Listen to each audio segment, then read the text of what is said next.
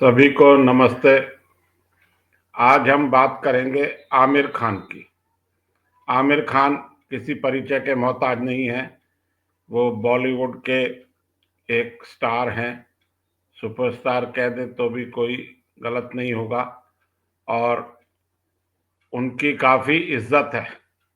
तीनों चारों खानों में शाहरुख खान, सलमान खान, आमिर खान और अब सैफ अली खान, इन चार खान में सबसे ज़्यादा जो इज्जत रखते हैं वो आमिर खान ही है। आज हम आमिर खान की बात इसलिए कर रहे हैं क्योंकि कल 29 जनवरी को उन्होंने रायपुर में, एक भास्कर अखबार आता है, दैनिक भास्कर, उसके किसी प्रोग्राम में उनको एज ए गेस्ट बुलाया गया था।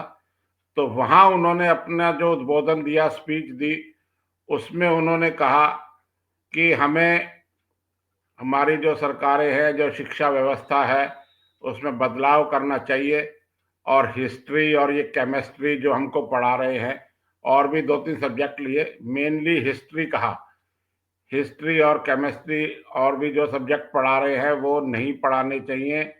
इसकी जगह हमें यह पढ़ाना चाहिए कि यह परिवार कैसे चलेगा, मियाँ बीवी में झगड़े नहीं हो और एक हर परिवार में सुख शांति हो, उसका अच्छा माहौल हो, इसके बारे में शिक्षा देनी चाहिए। इसको नैतिक शिक्षा कहते हैं। तो सुनने में तो बात कोई गलत नहीं है।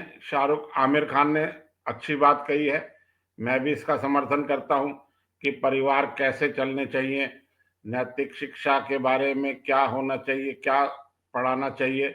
लेकिन जब मैंने स्टडी चेक करी गूगल पे, तो देखा कि वो ग्रेजुएट भी नहीं है।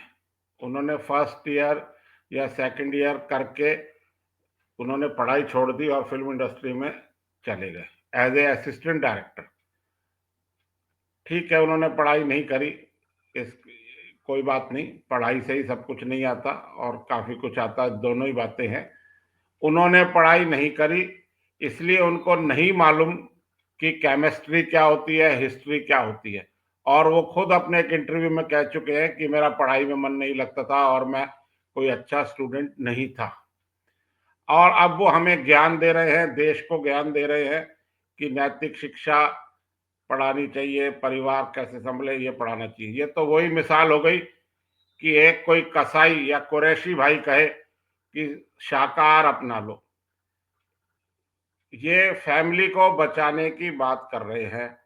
जरा अगर इनकी फैमिली पर इतिहास पे हम आएंगे, फैमिली, इन्होंने पहले शादी करी एक रीना दत्ता से, ठीक है, उससे इनके दो बच्चे हुए, दो लड़कियां, एक लड़की एक लड़का।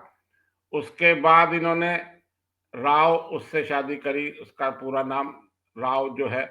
अच्छा, उससे उनका एक लड़का हुआ, लड़का बड़ा हो गया। अब इन्होंने कई साल, वो इनके साथ फिल्मों में इनको असिस्ट भी करती थी, असिस्टेंट डायरेक्टर। आप पिक्चरों में देखे तो उनका नाम भी आता था, जो पहले टाइटल्स आते हैं। अब उन्होंने 2021 में अपनी दूसरी पत्नी से तलाक ले लिया है और कहा जी हमने म्यूचुअल अंडरस्टैंडिंग से तलाक लिया है। आमिर खान 1965 की पैदाइश है, तो मतलब वो 60 साल के हो गए। तो जब उन्होंने अपना दूसरा तलाक लिया तो वो 56 साल के थे। 56 साल का एक आदमी मैच्योर्ड माना जाता है, उन्होंने मैच्योरिटी में दूसरा तलाक लिया। अच्छा, यहां तक भी होता तो भी ठीक था। उसके बाद वो खुद स्वयं कह रहे हैं, और वो राव जो उनकी पत्नी है वो कह रही है कि हम अब लिव इन रिलेशन में रह रहे हैं। मतलब शादी को तोड़ के लीगली तलाक लेके अब हम लिव इन रिलेशन में रह रहे हैं। चलो ये भी कोई बात नहीं। अब उन्होंने जो दंगल पिक्चर में एक हीरोइन ली थी सना, उनको, उनके साथ इनकी शादी की चर्चाएं हो रही हैं। अब वो चर्चा की इन्होंने पुष्टि नहीं की है, उसके साथ भी लिव इन में रह रहे हैं या शादी करके रह रहे हैं पता नहीं है, तो हम उसको मान लेते हैं कि वो शादी नहीं हुई। लेकिन इनसे एक आमिर खान का करैक्टर तो पता लग जाता है। ये लव जिहाद करते हैं। लव जिहाद इनके हरकतों को कहा जाए तो गलत नहीं होगा। और दोनों पहली पत्नियां इनकी हिंदू थी। बहला फुसला के या कैसे भी उन्होंने उससे शादी करी और अब उनसे तलाक ले लिया। तो यह मेरे हिसाब से तो लव जिहादी कहा जाए तो ज्यादा अच्छा होगा। अच्छा, आप ये कह रहे हैं कि हिस्ट्री नहीं पढ़ाई जानी चाहिए। हिस्ट्री क्यों नहीं पढ़ाई जानी चाहिए? भाई, अगर हम हिस्ट्री नहीं पढ़ेंगे तो हमें पता क्या लगेगा कि हमारा माजी था, हमारा जो पास्ट था वो कैसा था।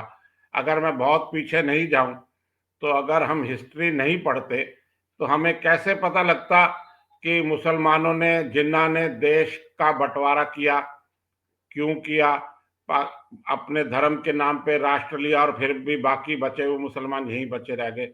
इसलिए हमारा हिस्ट्री पढ़ना बहुत जरूरी है। हिस्ट्री पढ़ना हमारा इसलिए भी जरूरी है कि हमसे सत्यता छुपाई गई। कांग्रेस की अधिकांश समय कांग्रेस की ही सरकार रही, उन्होंने हिस्ट्री को अपने हिसाब से लिखा या लिखवाया। तो हमें हिस्ट्री का ज्ञान होना बहुत जरूरी है, जिससे हमें पता लगा कि नेहरू जी ने खुद प्रधानमंत्री बनने की चाह में, वो नेहरू जी 1947 में 58 साल के थे और 30 साल उनको राजनीति में हो गए थे, लेकिन वो उनको राज नहीं मिल रहा था। इसलिए उन्होंने कहा मुझे जैसा भी राज मिले, टूटा फूटा बटा कटा, वो मैं ले लूं और मैं किसी तरह इस देश पर राज करूं। और उसमें उनका सहयोग किया महात्मा गांधी ने।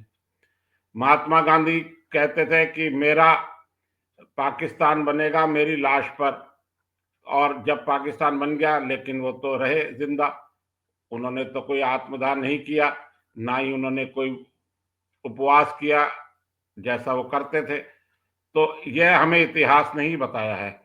अगर हम सही इतिहास नहीं पढ़ते जो अब हम पढ़ रहे हैं, पहले हमसे छुपाया गया, तो हमें कैसे पता लगता कि नेताजी सुभाष चंद्र बोस की मरने की उड़ती खबर को नेहरू जी ने जैसे ही खबर आई या इन्होंने फैलाई और तुरंत उनको श्रद्धांजलि दे दी कि भाई कोई कंफ्यूजन ही ना रहे।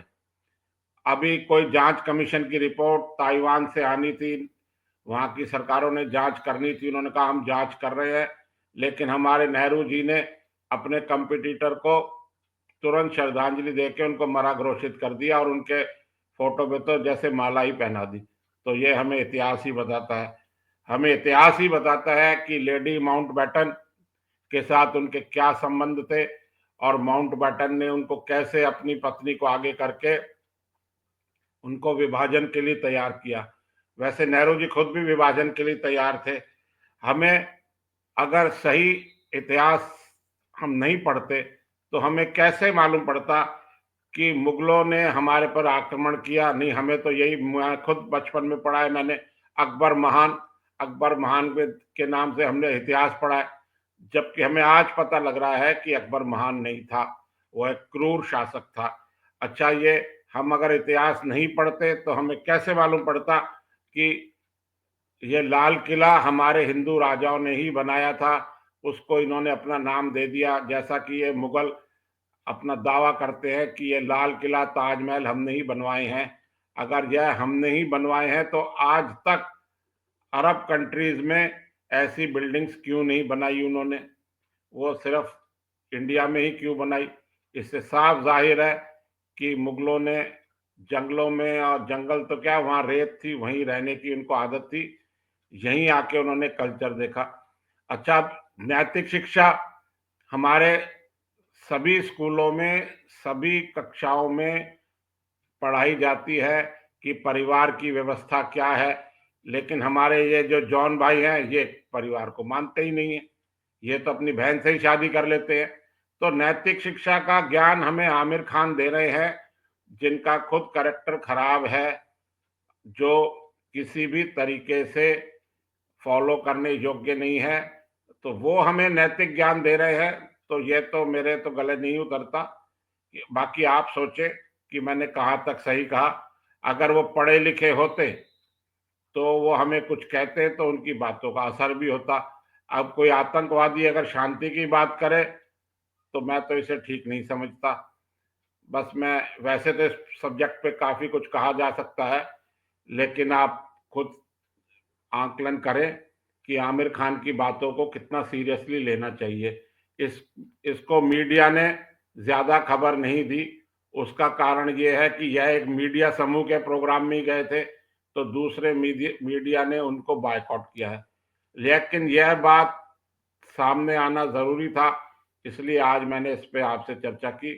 बाकी निर्णय आप करेंगे कि आमिर खान की बातें कहाँ तक ठीक है।